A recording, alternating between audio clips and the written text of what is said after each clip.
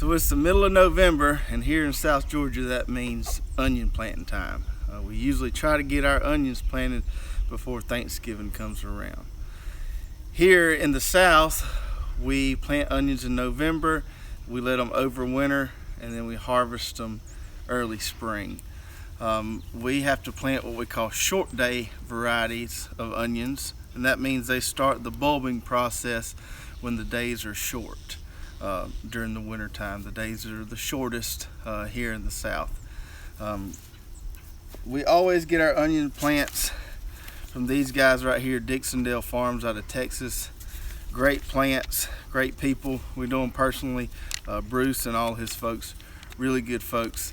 DixondaleFarms.com is where you can go see all their products. You can request you a catalog. They have a lot of great resources on their site that tell you what varieties of onions are more suited for your area. You could even put in your zip code and they'll tell you the ideal onion planting time for your specific zip code. So really great resources on their site if you want to get into growing onions. So the varieties we like to plant, and we've tried a ton of them over the years. We've tried the yellow granix, which is the same as a Vidalia. We've tried the Southern Belle Red, but recently our favorite has been this Texas Legend that Dixondale sells. This thing right here is good sweet onion. It's got a round bulb and it stores really well, which is important for us because we like to have onions, you know, for several months after we harvest them. Keep them underneath the barn and eat an onion with almost every meal. So we're going to plant these Texas Legend variety, and then the other variety we got to plant this year is called a Red Creole. We like red onions, and the Southern Belle Red is a great red onion, but this one here is supposed to have really good storage potential. So we're going to go with this Red Creole this year and try it out. So yesterday we came out here and we went ahead and laid our drip tape down and buried it so we could kind of have a head start on the onion planting this morning. So we've got 6 rows of drip laid out here.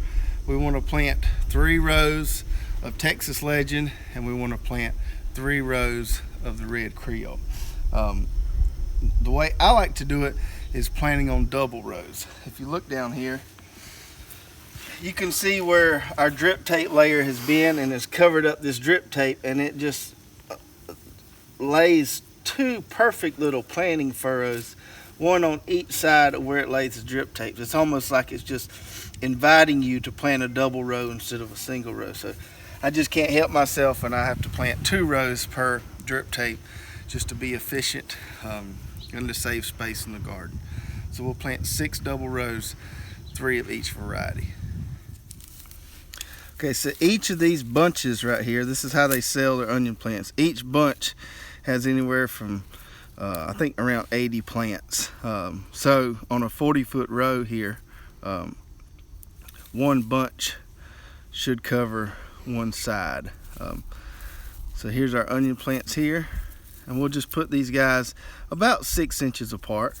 That way they get real big, they won't overcrowd each other, and we'll just stick them in the ground like this, about every 6 inches.